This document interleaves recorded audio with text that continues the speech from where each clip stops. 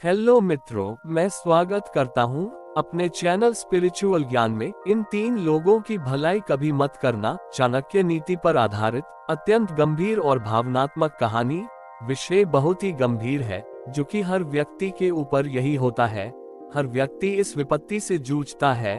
भलाई करते करते वर्षों बीत जाते हैं, लेकिन तुम्हारी भलाई देखने वाला कोई नहीं होता, चाहे जान दे देना, पर तीन लोगों की भलाई मत करना।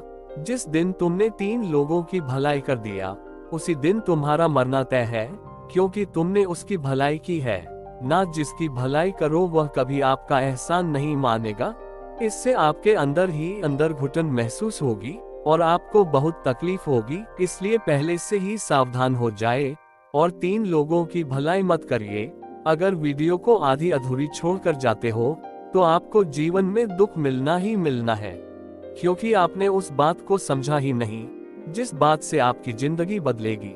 आप पूरी वीडियो को देखेंगे तभी आप समझ पाएंगे और अपने जीवन में अच्छी तरह से उतरेंगे। ये बात सत्य है।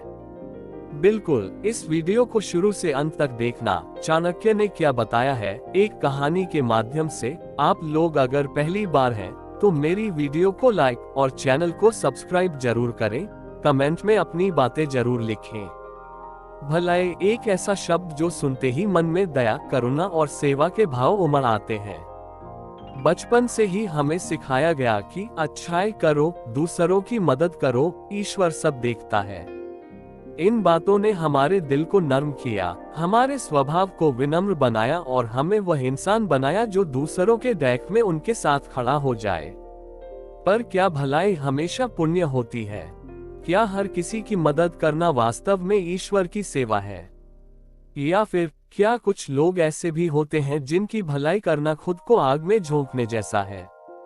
चाणक्य, वह महान आचार्य जिनकी नीतियां सदियों बाद भी लौह की तरह अडिग है, उन्होंने स्पष्ट कहा था, तीन प्रकार के लोगों की सहायता, दया या भलाई कभी मत करना, वरना तुम स्वयं ही विनाश की ओर बढ़ोगे।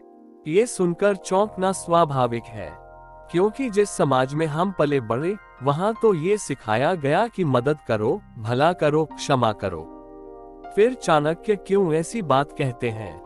क्योंकि भलाई तब तक पुण्य है जब तक वह समझदारी से की गई हो। लेकिन अंधी भलाई, किसी ऐसे के लिए जिसकी नियत में ही विकृति हो, वह तो तुम्हारी आत्मा, समय, सम्मान और कभी कभी जीवन तक को निगल सकती है। ये भाग इसलिए बेहद जरूरी है क्योंकि हम उस अंतर को समझे जहां भलाई पुण्य नहीं, विनाश बन जाती है। भलाई एक अमृत या विष। भलाई तब तक अमृत है जब वह सही पात्र के लिए हो। लेकिन जैसे अमृत का एक बूंद भी गलत हाथों में जाकर जहर बन सकती है, वैसे ही भलाई भी गलत व्यक्ति के लिए सबसे बड़ी मूर्खता बन जाती है। उदाहरण के लिए, एक सांप को यदि दूध पिलाओगे, वह ताकतवर होकर तुम्ही को डंसेगा। एक अंधेरे मन में प्रकाश भरना चाहोगे, वह प्रकाश को ही निगल जाएगा। एक कृतघ्न को उपकार दोगे, वह तुम्हारी जड़ें काट डालेगा। तो फिर सवाल यह है, कौन है वो तीन लोग जिनकी भलाई न करना ही चाणक्य का आदेश है? आधुनिक संदर्भ में चाणक्य नीति की आवश्यकता। आज जब हम चारों ओर धोखे, अवसरवादिता और भावनात्मक शोषण से घिरे हैं, चाणक्य की बातें पहले से भी ज्यादा प्रासंगिक हो गई हैं। कई बार हम सोचते हैं, अरे चलो माफ कर देते हैं, गलती किससे नहीं होती, एक बार फिर से मदद कर दूं, शायद इस बार वह बदल जाए। मैं अच्छा इंसान हूं, भले ही वह मुझे कितना भी दुख दे। यही सोच विनाश की नींव रखती है, क्योंकि एक समय ऐसा आता है जब बार बार माफ किया गया व्यक्ति सजा का डर खो देता है। बार बार की गई मदद हक बन जाती है, बार बार की अच्छाई कमजोरी बन जाती है। और तब चाणक्य के तीन वाक्य गूंजते हैं। 1. जो बार बार धोखा दे, उसकी भलाई मत करो। 2. जो उपकार भूल जाए, उसे कभी फिर से न दो। 3. जो अच्छाई को कमजोरी माने, उससे दूरी बना लो। कहानी का उद्देश्य, इस पूरी कथा का उद्देश्य मात्र चाणक्य नीति को दोहराना नहीं है, बल्कि इन तीन प्रकार के व्यक्तियों से जुड़ी जीवन की सच्ची, भावनात्मक और मार्मिक घटनाओं के माध्यम से आपको यह महसूस कराना है कि भलाई भी तब तक पुण्य है जब तक वह विवेक से की गई हो।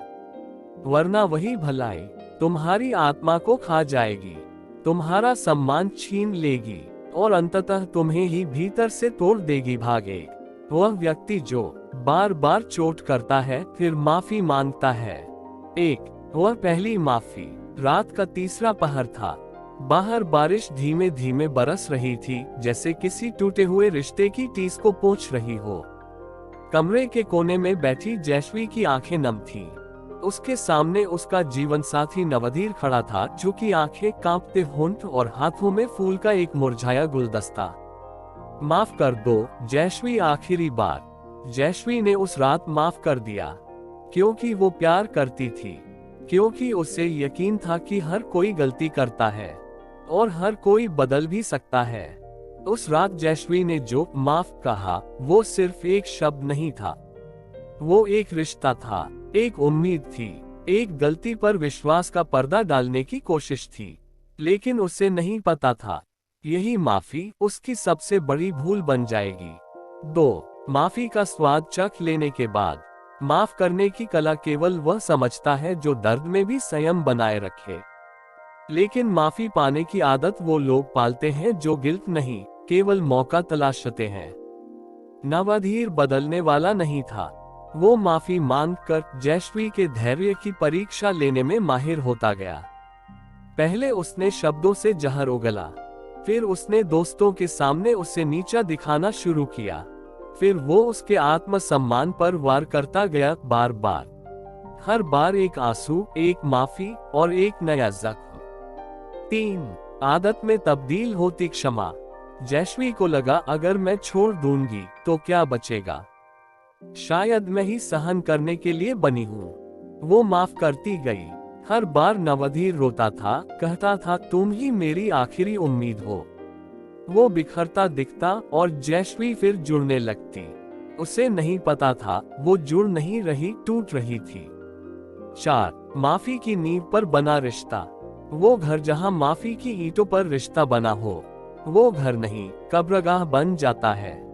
जयश्री अब खुद को खोने लगी थी। वो मुस्कुराती तो थी, लेकिन आंखों में उदासी गहराती जा रही थी। हर बार जब नवधीर गलती करता, जयश्री सोचती इस बार सच में आखिरी है। लेकिन वो माफी मांगने का कलात्मक अपराधी था। 5, चाणक्य क्या कहते हैं, जो बार बार एक ही गलती करता है और फिर क्षमा मांगता है, वह न केवल मूर्ख है बल्कि उस पर भरोसा करना भी मूर्खता है। चाणक्य समझाते हैं, हर बार क्षमा करने वाला व्यक्ति अंत में स्वयं को ही क्षमा नहीं कर पाता। 6, जयश्री का आत्मा विनाश। एक दिन जयश्री के माता पिता आए। बेटी कब तक सहेगी, तू खुद कहाँ है इन सब में। जयश्री ने पहली बार आईने में देखा। उसकी आंखें सूनी थी, होठ सूख चुके थे। वो औरत जो कभी हंसती थी अब खामोशी से डरती थी। उसने अपनी डायरी निकाली और लिखा, मैंने उसे 11 बार माफ किया, लेकिन हर बार वो थोड़ा और निर्दयी हो गया। माफ करते करते मैं अब खुद से माफी मांगना चाहती हूँ। 7, अंतिम चोट। नवधीर एक दिन घर नहीं लौटा। शाम को किसी और के साथ उसकी तस्वीरें सोशल मीडिया पर वायरल हो गईं। जयश्री को फोन आया, तुम्हारा पति किसी और के साथ छुट्टियों पर है। उस दिन जयश्री का सब्र भी मर गया। 8, आत्म प्रकाश। उसने खुद को नहीं कोसा, उसने सिर्फ अपने माफ करने की आदत को कोसा। उस दिन उसने लिखा, मैंने सबसे बड़ा पाप किया उस पर माफी बर्बाद करके। 9, सीख जो सबके लिए है। माफी एक बार होनी चाहिए, दूसरी बार सोचकर, तीसरी बार बिल्कुल नहीं। जो बार बार आपको चोट पहुंचाए और फिर माफी मांगे, वो व्यक्ति नहीं भावनात्मक अपराधी होता है।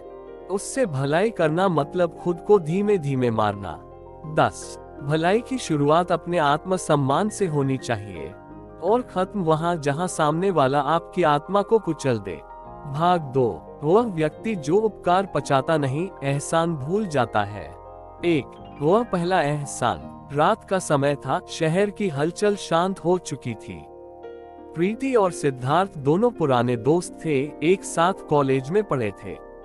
सिद्धार्थ की जिंदगी मुश्किलों से भरी थी, जब उसकी नौकरी छूट गई थी और वह आर्थिक तंगी से जूझ रहा था। इसी वक्त प्रीति ने उसे मदद दी थी। कभी उसकी फीस का भुगतान किया, कभी उसे अपनी सेवाओं में योगदान दिया। वह उसके लिए एक सहारा बन गई थी, एक दोस्त जो मुश्किल समय में साथ था। तुम चिंता मत करो सिद्धार्थ, सब ठीक हो जाएगा, मैं तुम्हारे साथ हूँ। प्रीति ने हमेशा उसकी मदद की और वह भी यह जानती थी कि सिद्धार्थ को किसी का सहारा चाहिए था। 2. सिद्धार्थ की चुप्पी। कुछ महीने बीते, सिद्धार्थ ने अपनी स्थिति सुधार ली। उसने नया काम ढूंढ लिया, लेकिन अब वह पहले जैसा नहीं रहा। जब भी प्रीति उसे फोन करती, वह बात करने से बचता। जब वह मिलने जाती तो उसकी आंखों में वो पहले वाली गर्मजोशी नहीं थी। वह धीरे धीरे बदलने लगा और यह बदलाव प्रीति के दिल में एक छिपे हुए डर को जन्म देने लगा। क्या वह अब मेरी मदद के लिए सिर्फ मुझे इस्तेमाल कर रहा था? ये सवाल प्रीति के मन में बार बार उठने लगा था, लेकिन वह चुप रहती क्योंकि वह विश्वास नहीं कर पा रही थी कि सिद्धार्थ ऐसा कर सकता है। 3. उपकार का भुगतान न करना। एक दिन प्रीति को एक कठिन फैसला लेना पड़ा। उसे अपनी जिंदगी में कुछ बड़े बदलाव करने थे और वह सिद्धार्थ से सलाह लेने के लिए उसके पास गई। लेकिन सिद्धार्थ का व्यवहार अब और भी बदल चुका था। प्रीति, तुम क्यों परेशान हो? तुम खुद तो सब संभाल सकती हो, सिद्धार्थ ने व्यंग्यात्मक तरीके से कहा। मैं तुमसे क्या मदद कर सकता हूँ? प्रीति चुप रह गई। उसका दिल टूट चुका था। वह समझ गई थी कि सिद्धार्थ ने उसकी मदद को कभी स्वीकार नहीं किया और अब वह उसे एक बोझ की तरह देखता था। 4. एहसान भूल जाना। अब वह वक्त आ गया था जब प्रीति को समझ में आ गया कि सिद्धार्थ अब किसी भी रूप में उसके साथ नहीं है। उसे याद आया, जब सिद्धार्थ को सबसे ज्यादा मदद की जरूरत थी, तब वह प्रीति के पास आया था। लेकिन आज वह उसे नजरअंदाज कर रहा था, जैसे कि वह कोई अजनबी हो। वह दिन भी आया जब सिद्धार्थ ने प्रीति से कहा, तुम्हारी मदद के बाद अब मैं खुद को खड़ा कर सकता हूँ। मुझे तुम्हारी मदद की कोई और जरूरत नहीं। ये शब्द जैसे एक धारदार चाकू की तरह प्रीति के दिल में घुसे। यह एहसास कि उसे जो मदद दी गई थी, वह कभी उसकी कीमत नहीं समझी गई, यह उसके लिए दर्दनाक था। 5. चाणक्य का दृष्टिकोण। चाणक्य नीति में स्पष्ट रूप से कहा गया है, जो व्यक्ति उपकार का कृतज्ञ नहीं होता, वह समय आने पर सिर्फ खुद का नुकसान करता है। वह इस अहंकार में जीता है कि उसने किसी के मदद की बिना ही खुद को खड़ा किया है। लेकिन समय के साथ जब उसके पास कोई सहारा नहीं होगा, तब वह समझेगा कि उसकी ताकत दूसरों के योगदान से ही थी। 6. सिद्धार्थ का अहंकार। चाणक्य ने कहा था, अहंकार सबसे बड़ा शत्रु होता है और वह धीरे धीरे किसी को भी अंधा बना देता है।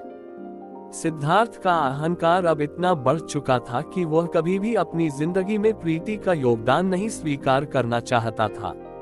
उसे यह एहसास नहीं था कि उसके जीवन में जो सफलता है, वह दूसरों की मदद के बिना कभी संभव नहीं थी। लेकिन चाणक्य का दूसरा सिद्धांत ये था, जो कोई भी अपने साथ किए गए उपकार का कृतज्ञ नहीं होता, समय आने पर उसे हर जगह धोखा मिलेगा। 7. प्रीति का समर्पण। प्रीति ने आखिरकार समझ लिया कि उसे इस रिश्ते से बाहर निकलने की जरूरत है। वह एक लंबी यात्रा पर निकल पड़ी, अपने जीवन के नए अध्याय की शुरुआत के लिए। उसने सिद्धार्थ को माफ किया क्योंकि उसकी माफी में उसे किसी से कुछ नहीं चाहिए था। लेकिन उसने ये भी तय किया कि आगे से वह किसी को भी अपने ऊपर एहसान जताने का मौका नहीं देगी। चाणक्य की नीति हमें सिखाती है, सच्चे उपकार वही होते हैं जो दिल से किए जाते हैं, बिना किसी उम्मीद के। लेकिन जब वह उम्मीदें दूसरों में बदल जाती हैं, तो वे रिश्ता नहीं, एक चक्रव्यूह बन जाती है। भाग 3. वह व्यक्ति जो सिर्फ अपने लाभ के लिए दूसरों का उपयोग करता है। एक और चतुर व्यक्ति। समय बदल चुका था और अब शहर की सड़कों पर एक नया नाम तेजी से फैल रहा था, किशोर मल्होत्रा। वो एक ऐसा व्यक्ति था जिसने अपनी चतुराई और चालाकी से व्यापार की दुनिया में एक मजबूत पकड़ बनाई थी। हालांकि वह बहुत ही सौम्य और विनम्र दिखता था, लेकिन उसके अंदर एक गहरी चालाकी छिपी हुई थी। लोग उसकी विनम्रता को देखकर धोखा खा जाते थे, लेकिन किशोर मल्होत्रा की असली पहचान को सिर्फ कुछ ही लोग समझ पाते थे। उसके पास एक खास तरीका था दूसरों से फायदा उठाने का। वह हमेशा अपने लाभ के लिए दूसरों को इस्तेमाल करता था। किशोर भाई, आप तो बहुत ही अच्छे इंसान हैं। आपकी सलाह ने हमारी कंपनी को बहुत फायदा पहुंचाया, किसी एक व्यापारी ने एक दिन कहा। किशोर हल्के से मुस्कुराया और अपनी आत्मप्रशंसा में डूब गया। वह जानता था कि ऐसे शब्दों में किसी का दिल जीतने की कला कैसे होती है, लेकिन असल में वह उन सभी से केवल अपना फायदा निकालता था। 2 लोग उसकी चालाकी से अनजाने। किशोर ने पहले ही खुद को शहर के सबसे प्रभावशाली और चतुर व्यापारी के रूप में स्थापित कर लिया था। लोग उसकी सलाहों पर अंधा विश्वास करते थे और वह कभी भी किसी को किसी और की मदद से फायदा उठाने का मौका नहीं छोड़ता था। वह जानता था कि उसे हमेशा दूसरों की जरूरत नहीं होती, क्योंकि वह दूसरों को अपनी तरफ खींचने में माहिर था। साथ ही वह उन्हें खुद का उपयोग करने की कला भी सिखाता था, जिससे वह हमेशा सफल रहता था।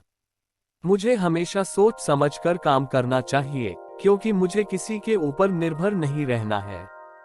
किशोर खुद से यह कहता था और यही उसकी रणनीति थी। वह एक तिजोरी की तरह था, जहां हर चीज को एक योजनाबद्ध तरीके से रखा गया था, ताकि वह उसे अपने फायदे के लिए इस्तेमाल कर सके। लेकिन लोगों को यह एहसास नहीं था कि वह उनके साथ खेल रहा था, क्योंकि उसकी नजर में उनका अस्तित्व सिर्फ एक साधन था। 3 चाणक्य की नीति, दूसरों को सिर्फ एक साधन समझना। चाणक्य ने कहा था, जो व्यक्ति सिर्फ अपने लाभ के लिए दूसरों का उपयोग करता है, वह अंत में खुद के ही जाल में फंस जाता है। वह दूसरों के साथ विश्वासघात करता है, लेकिन एक दिन वह खुद भी विश्वासघात का शिकार हो जाएगा। किशोर मल्होत्रा की पूरी रणनीति इस सिद्धांत पर आधारित थी। वह जानता था कि दुनिया में किसी के साथ भरोसा नहीं किया जा सकता और अपने लिए काम करना ही सबसे अहम है। लेकिन वह ये भूल गया था कि इस विश्वासघात का एक दिन उसके पास लौटकर आना था। वह खुद को सबसे चतुर समझता था, लेकिन वह चाणक्य की नीति को न समझ पाया था। 4 जो खुद को सबसे चतुर समझता है। एक दिन जब किशोर को किसी व्यापारिक सलाह की आवश्यकता थी, उसने रवीना को अपनी मदद के लिए बुलाया। रवीना एक सरल और ईमानदार लड़की थी, जो हमेशा दूसरों की मदद करती थी, और वह कभी किसी के लिए फायदेमंद बनने के बजाय बस यही चाहती थी कि दुनिया में अच्छाई फैले। किशोर ने रवीना को अपने पास बुलाया और कहा, रवीना, मुझे एक काम में मदद चाहिए। तुम मेरे लिए एक छोटा सा कार्य कर दो। इसके बदले मैं तुम्हारी पूरी मदद करूंगा। रवीना ने संकोच करते हुए कहा, क्या काम है किशोर भाई? किशोर ने हल्के से मुस्कुराया और उसे पूरी योजना बताई। वह जानता था कि रवीना की अच्छाई का फायदा कैसे उठाया जा सकता है। उसने रवीना को एक काम दिया और बदले में उसे बहुत बड़ी कामयाबी का लालच दिया। रवीना ने बिना किसी हिचकिचाहट के मदद की, क्योंकि वह किसी के साथ भी विश्वास तो करती थी। 5 धोखा और धोखेबाज। कुछ हफ्तों बाद रवीना को यह एहसास हुआ कि किशोर ने उसे सिर्फ अपने लाभ के लिए इस्तेमाल किया था। उसे समझ में आ गया कि किशोर ने उसे धोखा दिया था, क्योंकि वह अब अपनी पूरी योजना में रवीना को एक साधन के रूप में देखता था, न कि एक साथी। रवीना का दिल टूट चुका था, लेकिन उसने चुप्पी साध ली। वह जानती थी कि किशोर ने उसका इस्तेमाल किया था, लेकिन वह उसके बारे में कुछ नहीं कहेगी, क्योंकि उसे ये भी समझ में आ गया था कि लोग कभी नहीं बदलते। अगर मैं उससे बता देती हूँ तो मैं केवल उसका खेल आसान बनाऊंगी, रवीना ने मन में सोचा। वह सही थी, और यही बात उसने चाणक्य की नीति में भी पढ़ी थी, जो अपने स्वार्थ के लिए दूसरों का उपयोग करता है, वह एक दिन खुद उस उपयोग का शिकार बनता है। 6 चाणक्य का अंतिम संदेश। चाणक्य ने कहा था, ऐसे लोग हमेशा अकेले रहते हैं, क्योंकि जिस तरह से वह दूसरों से धोखा करते हैं, उसी तरह एक दिन वह धोखा खा जाएंगे। उनका संसार झूठ और छल में बसा होता है और समय के साथ वह केवल खुद को खोते जाते हैं। किशोर मल्होत्रा को एक दिन यही समझ में आया। वह अपने आप में घिर चुका था, क्योंकि उसने अपनी चतुराई के खेल में दूसरों को सिर्फ एक साधन समझा था। लेकिन जब उसे खुद को साबित करने का वक्त आया, तब कोई भी उसके साथ नहीं था। लोग उससे दूर हो गए थे, क्योंकि वह सबको धोखा दे चुका था। आखिरकार वह भी वही गलती कर रहा था जिसे चाणक्य ने पहले ही पहचान लिया था। 7. चाणक्य की नीति में ये हमेशा कहा गया है, जो दूसरों से सिर्फ अपने लाभ के लिए काम लेता है, वह खुद को भी अंत में धोखा दे बैठता है। किशोर मल्होत्रा ने समझा कि जीवन में अपने स्वार्थ से ऊपर उठकर अगर आप किसी की मदद करते हैं, तो ही जीवन में असली सफलता मिलती है। वह आखिरकार अपने अहंकार, स्वार्थ और छल के जाल में फंसकर आत्ममूल्य और सच्चाई से दूर हो चुका था। उसके पास सफलता थी, लेकिन वह अकेला था, क्योंकि उसने अपने रिश्तों का त्याग कर दिया था। अब इस कहानी की पूरी गहराई को समझने के बाद मैं आपसे आग्रह करता हूं कि आप भी चाणक्य की नीतियों को समझें और जीवन में उन्हें अपनाएं।